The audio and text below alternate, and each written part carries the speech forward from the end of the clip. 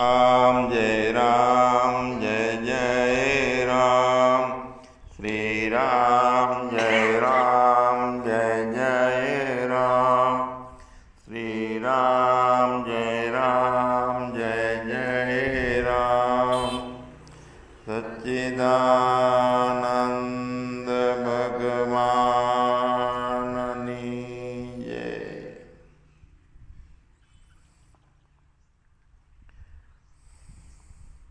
परम शांतिनी बात એ જીવનનું મુખ્ય લક્ષ્ય આપણું। મનને રામ મળે તો તે આરામ। મન રામ વગર રગડતું ફરે ત્યાં દુઃખ, રખડતું ફરે ત્યાં દુઃખ।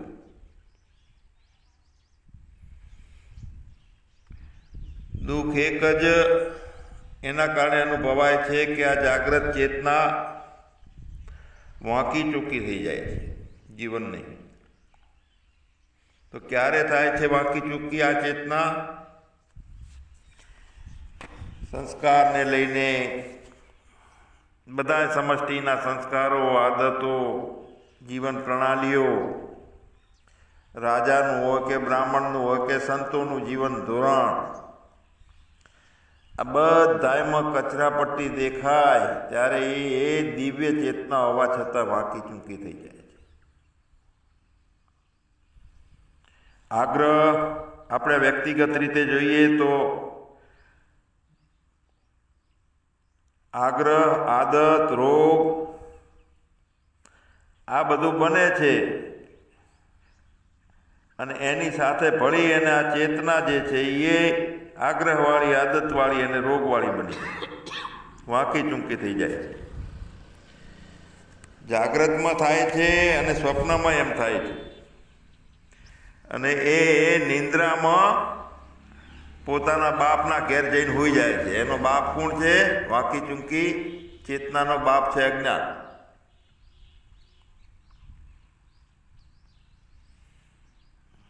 જાગ્રતમાં આવીને આ દુનિયાનો અનુભવ કરે છે, જોવે છે, એમાંથી માંથી ખોજવાનો વિચાર પણ નીકળે છે, પણ ખોજ શાંતિની છે। કેમ કે મૂળ સ્વરૂપ શાંત છે, એનું આનંદ સ્વરૂપ છે, એટલે કાયમ શાંતિની ખોજ રહે એને અને મળે નહીં શાંતિ ત્યારે બેબાકળો થાય આ જીવ। ભૌતિકતા જે છે, સ્થૂળતા છે, જાગૃતતા છે, આ બધામાં આપણું વ્યવહારિક જીવન બનેલું છે। જાગ્રત અવસ્થાની જાગૃતતા બુદ્ધિ સાથેની, આભાસ સાથે, અને એની સાથે ચેતના જાગે છે। જાગ્રત અવસ્થામાં શરૂઆત થાય તો નિંદ્રામાં બાપના ઘેર હોતી હતી અજ્ઞાનમાં, પણ જાગતા તરત જાગ્રત થાય છે ચેતના અને બધું તોફાન ચાલુ થઈ જાય છે આપણે મનનું। મનને આરામ નથી રહેતો કારણ કે એને રામ નથી મળતો। જ્યારે રામ મળી જાય મનને ત્યારે આરામ થઈ જાય એને।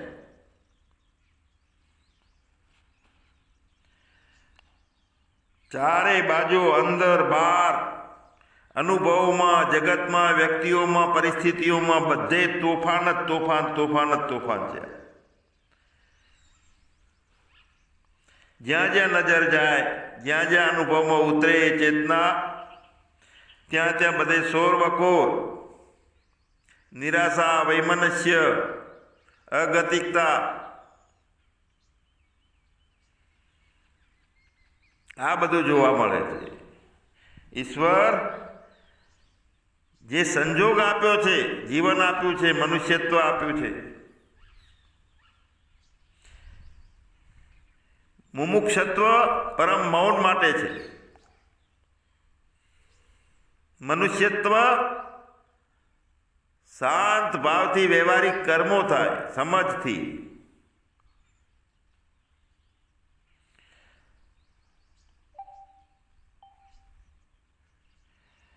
તો બધા સંજોગોથી ગંદી બની ગયેલી આ ચેતના રામને ગોતે છે.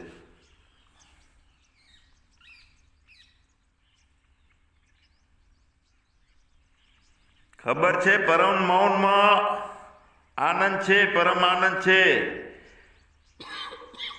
પણ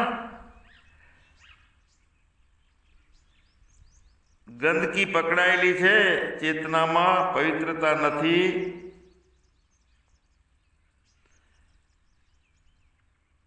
ખબર પડે છે કે પવિત્રતા નથી, થોડી ગંદકી ક્યાંય રહી જાય છે.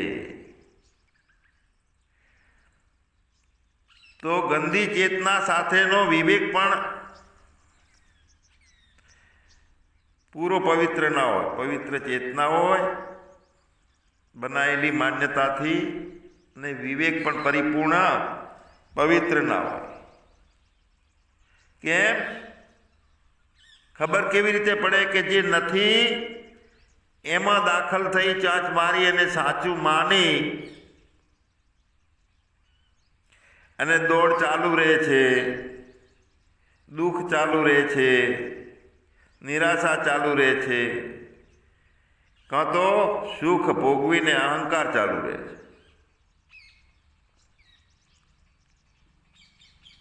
એ વિવેક પવિત્ર ના હોય એનો મતલબ એ છે કે વસ્તુમાં સુખ માને છે, કે જે કોઈ જ આ શાંતિના માર્ગમાં ઉપયોગી નથી એમાં તે સુખ માને છે. એનો આગ્રહ પકડીને બેઠી છે આજે કડવી તુંબડી.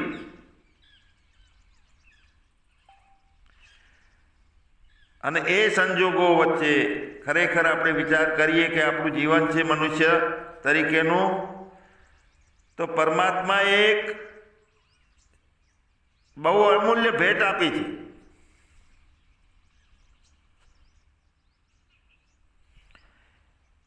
કોઈ યાત્રી એક યાત્રા કરવા નીકળ્યો, ભર સમુદ્રમાં એની નાવડી લઈ અને એકલો નીકળતા નીકળતા સમુદ્રની અંદર નાવ ફસાણી.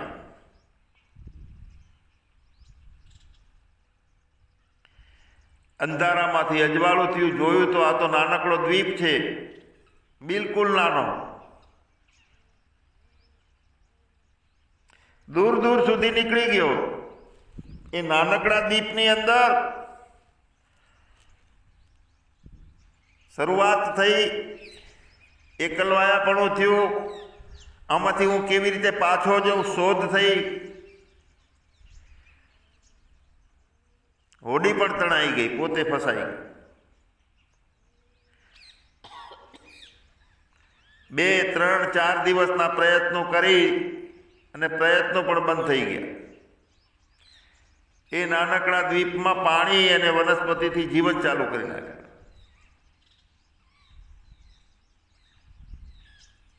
5 વર્ષ નીકળી ગયા એકાંત, મૌન, શાંત જીવનમાં. અને મોટું જહાજ એક આવ્યું. જોયું કે આ નાનકડા દ્વીપમાં કોઈ વ્યક્તિનો અવાજ છે, કોઈ ફસાયેલું છે, એકલો. એ લોકો એની પાસે આવ્યા કે ભાઈ ચાલ અમે તને લેવા આવ્યા છીએ. તો ક્યાં લઈ જશો? કે અમારા દેશમાં લઈ જશો.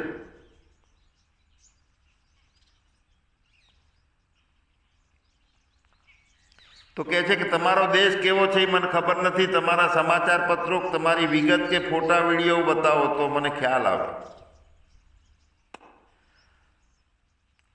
4-5 દિવસના સમાચાર પત્રો વાંચ્યા એને અનુમાન કર્યું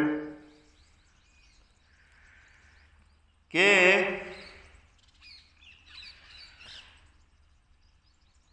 અહીંયા તો અશાંતિ છે તમારા દેશમાં. હું જે 5 વર્ષથી અનુભવું છું ત્યાં ક્યાંય નહોતું. દૂર દૂર સુધી બીજું કશું જ હતું નહીં, કોઈ સંગ નહોતો.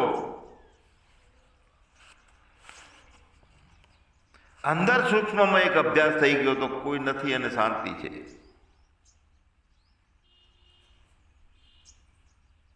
તમારા દેશમાં સુખ શાંતિ તમે જેને કહો છો એ તો મારા મૃત્યુથી કાંઈ ઓછી નથી. તમે જેને શાંતિ કહો છો તે.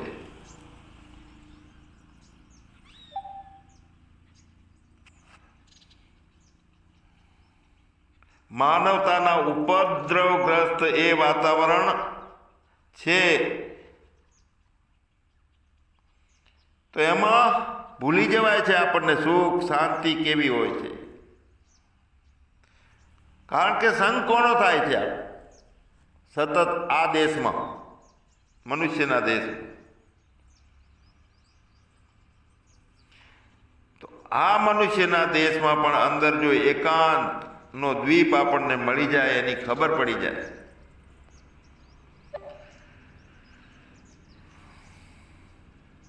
પણ કેવું છે કે ભૂંડ ગારાના તળાવમાં પડ્યું હોય છે એને જ ગારો ગમે છે, એનું એ સ્વર્ગ છે. કોઈ પકડીને ગારામાંથી બહાર કાઢે, સમજાવે તો પડીને બધાને છોડાઈને પાછું ગારામાં જઈને પડે છે. ખાવાનું, નાવાનું, જવાનું બધું ગારામાં, અને એ એનું સ્વર્ગ છે. કૂદીને ગારામાં પડે છે, એને બહાર નીકળવું નથી. અને ક્યાંક નીકળે છે તો બહાર નીકળે છે, પાછા અંદર ગરી જાય છે, પાછા બહાર નીકળે છે, પાછા અંદર ગરી જાય છે. આ બધી રમત ચાલુ રહે છે. તો કેમ સ્પષ્ટ વિવેક થતો નથી આપણને? એકલો વિચાર થાય છે તો વિચાર એકલો આંધળો છે, એકલો વિવેક થાય છે તો વિવેક માંગલો છે.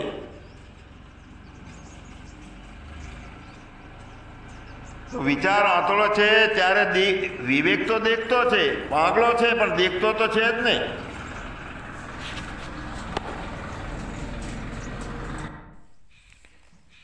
તો વિવેક દેખતો છે પણ ચાલતો નથી, પાગલો છે. હવે બંને ભેગા હોય અને વિવેક પોગળો હોય તો વિચાર એના ઉપર ચાલતો હોય તો વિવેક ખાડા પડવાનો છે. તો વિવેક વગરનો વિચાર જે છે તે આખો ખાડા પડે છે. અને વિચાર વગરનો વિવેક, તો વિચાર તો આંતળો છે, તો વિચાર વગરનો વિવેક પોતાના લક્ષ્ય સુધી પહોંચી શકતો નથી.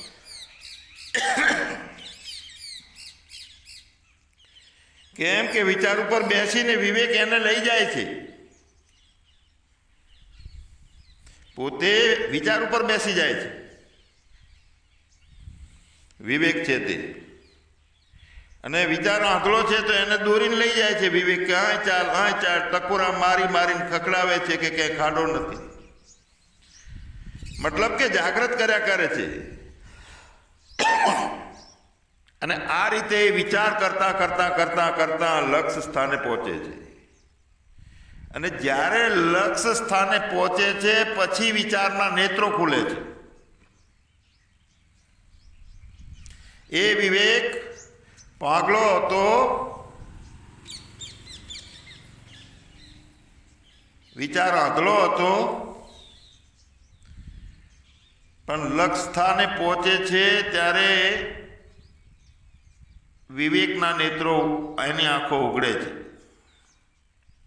પછી ખાડામાં ના પડે. તો આ શાસ્ત્રોમાં કેટલી જાતની વાતો છે અટપટી, ક્યારે એ આવે છે ને ક્યારે બીજું જોઈએ તો એની પછીનો આવે છે. એટલે આવી અટપટી વાણીમાં ખટપટ લાગે આપણને, દિવ્ય ચક્ષુ ના હોય તો. શાસ્ત્રો શું કહેવા માગે છે, કેવી રીતે છે, એ પણ જ્યારે દિવ્ય ચક્ષુ હોય તો બધો નિવેડો આવે છે. આ શસ્ત્રો મને છેદી શકતા નથી, પવન પલાળી શકતો નથી, અગ્નિ સૂકવી શકતી નથી, આવું એક બાજુ કહે છે. અને એક બાજુ એમ કહે છે કે બધા વૃક્ષોમાં હું પીંપળો છું. ભગવાન પોતે બધા વૃક્ષોમાં પીંપળો છે, બધા હાથીઓમાં ઐરાવત છે, દેહધારીઓમાં એ અર્જુન છે. આમ કે હું બધું છું, અને આમ કહે છે કે મને કોઈ શસ્ત્રો છેદી શકતા નથી. તો આ પીંપળો તમે છો તો પીંપળો તો કપાય છે, બળે છે, તો આ બધી વાતોનો મેળ કેમ આવતો નથી? તો જ્ઞાન દ્રષ્ટિ વગર, વિવેકની આંખો ખુલી ગઈ હોય તેને આ ખબર આવે છે બધી.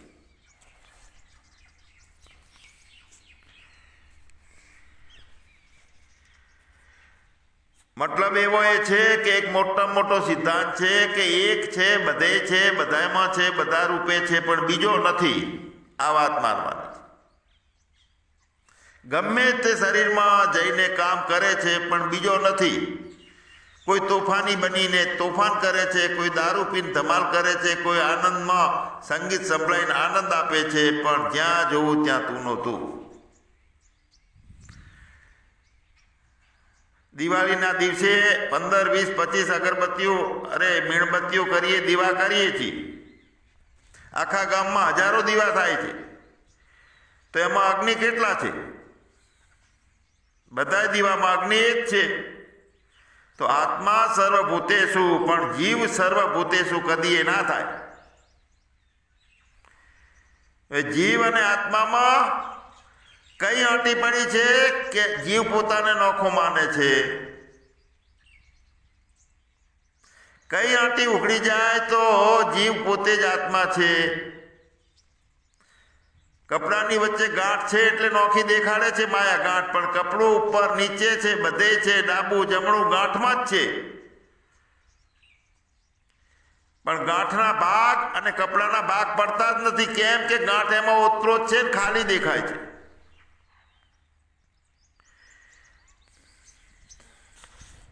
તો અજ્ઞાનીને જે જડતો નથી અજ્ઞાન દશામાં, એ જ્ઞાનીને પ્રત્યક્ષ સાક્ષાત હાજરા હાજર છે એ આત્મા. અને પ્રત્યક્ષ હાજરા હાજર છે, પણ પૂર્ણ નિવેડો ત્યારે આવે છે અંદર શાંતિ કે બધે જગ્યાએ છે, બધી સમયે છે, બધાય સમયે. અત્યારે હાલ જ છે, કાલે હતો, આવતીકાલે હશે. બધાયમાં છે તો પોતાનામાં છે, પણ પોતાનામાં એકલો નહીં માનીએ, બધાયમાં છે, બધાયમાં. કોઈ પણ સંપ્રદાય હોય, કોઈ પણ કુટુંબ હોય, કોઈ પણ નોખો પક્ષ હોય, તો એક પણ પક્ષ ક્યારે દુભાય કે એને નોખો માન્યો તો બીજો પક્ષ કોઈ દુભાવ છે તો પણ ત્યાં સત્ય નથી, પૂર્ણ સત્ય નથી. તો જેટલું જે દેખાય છે, આ પક્ષ, આ વ્યક્તિ, આ પ્રાણી, આ વૃક્ષ, આ જંગલ, આ આશ્રમ, આ સ્વર્ગ, આ નર્ક, આ દેહ, બધું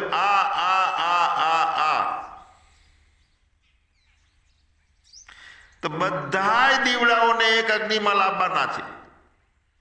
દિવાળીના બધાય દીવાઓને એક અગ્નિમાં લાવવાના છે. બધાય આને હુંમાં લાવવાના છે. હું છે તે અગ્નિ, અને જેટલા આ છે એ બધા દીવડા. તો વ્યાપકતા કોની છે? આની છે, હુંની નથી. હુંની તો ફક્ત પ્રકાશકતા છે.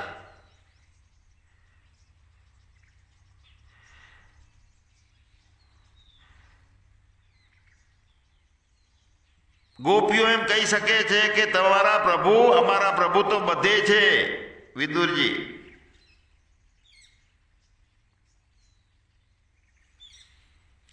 અમારા પ્રભુ જે ભક્તો હોય કહી શકે કે બધે છે.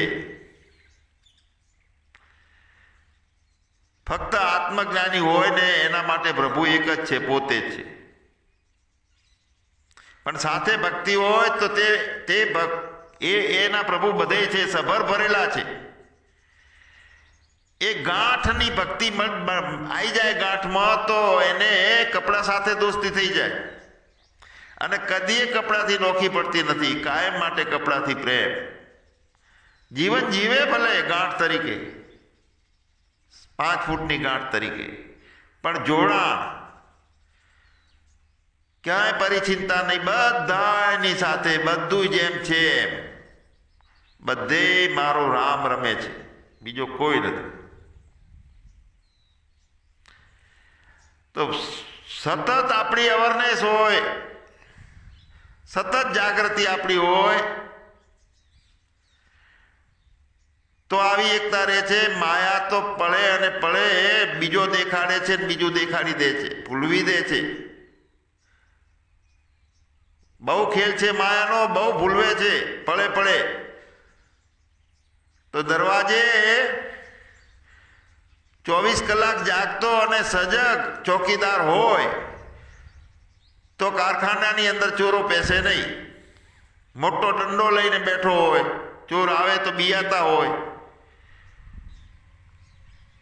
તો આ યાત્રામાં બુદ્ધિ એ પૂર્ણ વિવેકવાળી, વિચાર સાથેના વિવેકવાળી હોય, સદાય અવરનેસ એ બુદ્ધિમાં હોય કે એ કશું બીજા પણ પેસવા ના દે.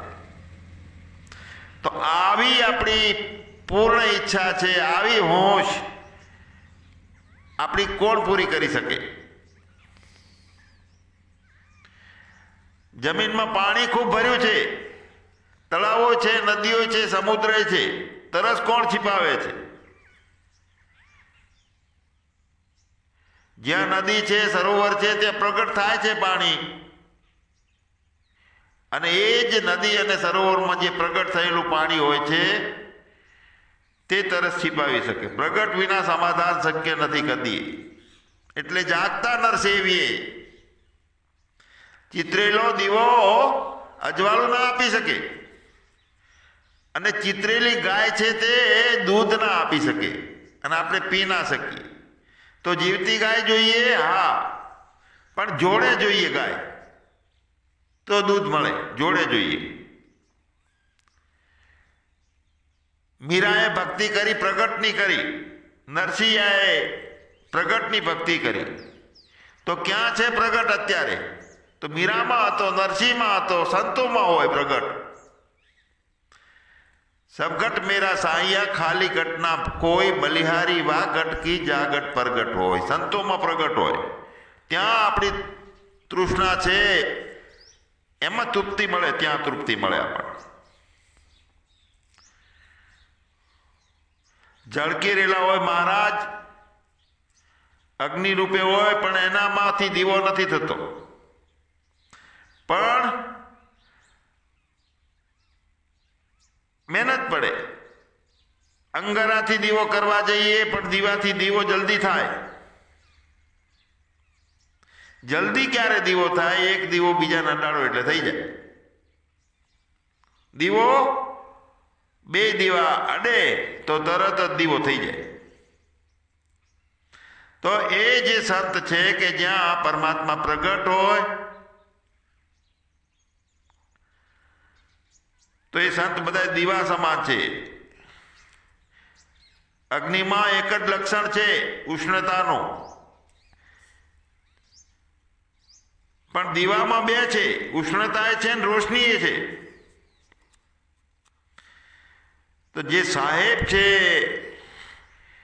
એ સાહેબમાં એક લક્ષણ છે, પણ સંતમાં બે લક્ષણ છે.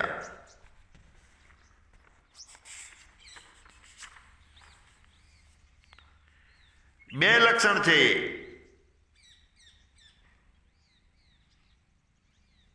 પોતે પ્રગટ છે અને બીજાને પ્રગટ કરી પણ શકે છે. આ એનું લક્ષણ છે. પોતે તો છે જ, એટલે સંતો છે એ તૃપ્તિ આપે. મીઠી વીરડી જેવા છે સંતો. પણ આને પીવે કોણ? સુગરા હોય તે પીવે, ભરભર પીવે. નુગરા તરસ્યા જાય. કેમ કે જેની દ્રષ્ટિ ચામડા ઉપર છે, જેની દ્રષ્ટિ બુદ્ધિથી, વિચારથી ઉભો થયેલી ભવાટવી ઉપર છે, તો જ્ઞાનીની દ્રષ્ટિ અસ્તિત્વ ઉપર છે, પરમાત્મા ઉપર છે, કે જ્યાં એકતા છે, બીજું કશું છે જ નહીં.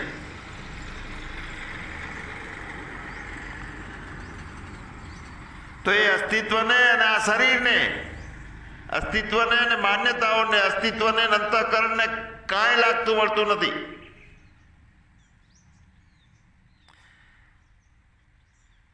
લાગતું વળગતું કાંઈ નથી. નિશ્ચયમાં જેટલી ખામી હોય તેટલી આપણા પોતાનામાં ભય રહે કોઠામાં. તો આ નિશ્ચય છે એને બારે કેને ખબર પડે? એનો પુરાવો કેવી રીતે મળે? બારે કોઠામાં જે નિશ્ચય છે, શીલની અંદર નિશ્ચય ઊભો થયો છે કે હું અનિત્ય છું, અસંગી છું, સચ્ચિદાનંદ છું. તે શબ્દને ખબર નથી, શબ્દ બારે છે, વાણીએ બારે છે, બુદ્ધિએ બારે છે, મન પણ બારે છે.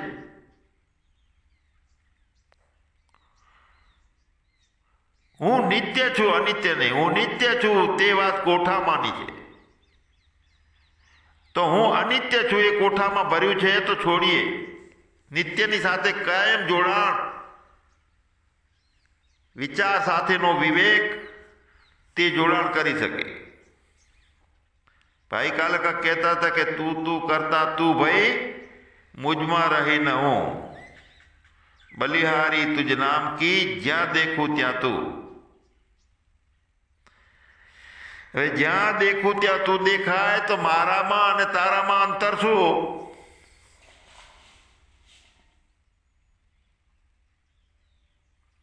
ભરપૂર આનંદ જ રસ છે, બીજું કાંઈ છે જ નહીં. ભરપૂર મૌન છે, ભરપૂર મૌન છે, શાંતિ છે.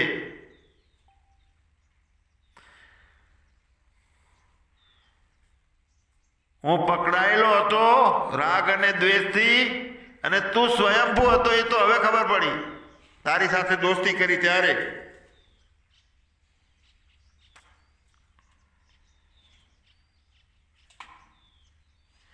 તો હું એ પકડાય છે અને એ હું એ છૂટો થાય છે. ત્યાં વિવેક અને પવિત્ર વિચાર, શુદ્ધ વિચાર.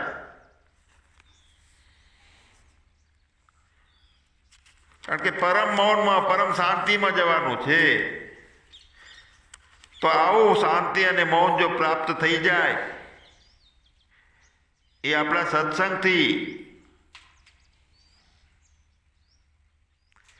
નિર્જન દ્વીપમાં શોધ મળી જાય આપણને કે આપણો રામ ક્યાં બેઠો છે.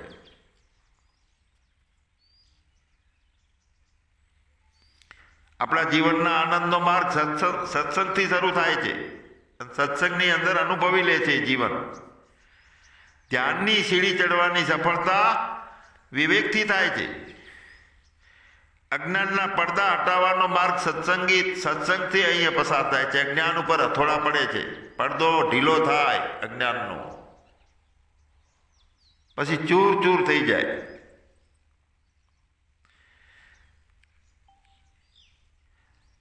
કે જે પડદો સત્સંગથી ક્યારે ચીરાય છે કે જે પરમ શ્રદ્ધા, પરમ એકતા છે, એવી રીતનો વિવેક અને વિચારથી કમ્પ્લેટ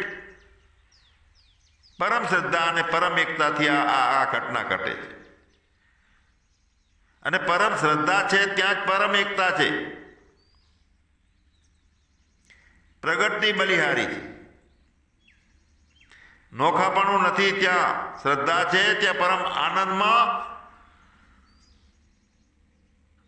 આડે જે આવરણ છે તે તૂટી જાય. શ્રદ્ધા છે એનાથી પરમ આનંદ માટેનું આવરણ છે એ તૂટી જાય છે.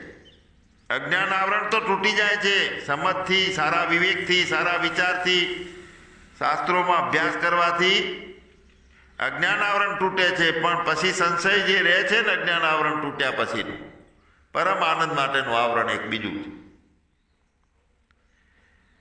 તો એ તૂટી જાય છે. પણ તેની અજ્ઞાન આવરણનું તૂટી જતું હોય પણ તેની પછીનો જે સંશય છે એનો પડદો પરમ આનંદ માટેનો છે. એ પડદો તોડવાનો બહુ જરૂરી છે.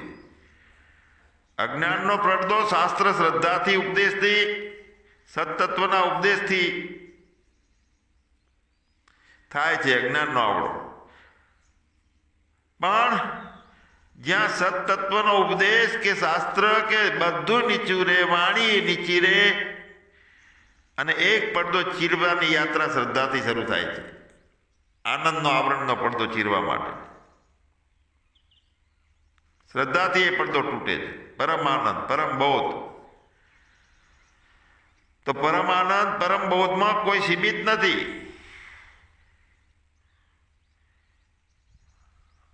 મેં મને જાણી લીધો એટલું નથી, પણ બૃહદ છે. બધાય રૂપે જાણી લીધો, બધાયમાં જાણી લીધો, અને ક્યાંય મને ખટપટ આવતી નથી.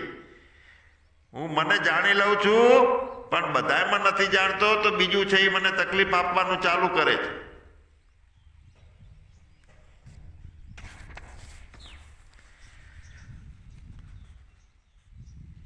તો પરમ આનંદનું છેલ્લું આવરણ જે છે એ પરમ શ્રદ્ધા અને પરમ પ્રેમથી જ એ આનંદ પ્રગટ થાય છે. પરમ શ્રદ્ધા એટલે કેવું પડ્યું છે કે હરિવ્યાપક સર્વત્ર સમાના પ્રેમ છે પ્રગટ હોય મેં જાણ.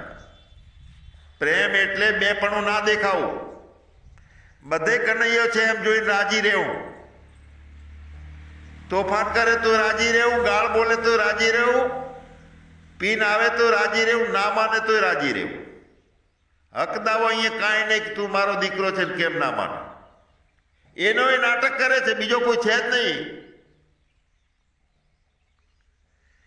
પરમ શ્રદ્ધા અને પરમ પ્રેમથી પ્રગટ છે, પ્રગટ આનંદ રૂપે પ્રગટ થઈ જાય છે. તો સચેતનનું જ્ઞાન થાય છે ત્યાં સુધી આપણે જ્ઞાનવાન હોઈએ, પણ પરમ શ્રદ્ધાથી પરમ આનંદ મળે ત્યારે તે જ્ઞાનવાન નથી, ત્યારે તે ભગવાન છે. સચ્ચિદાનંદ ભગવાનની જય, સદગુરુ દેવની જય.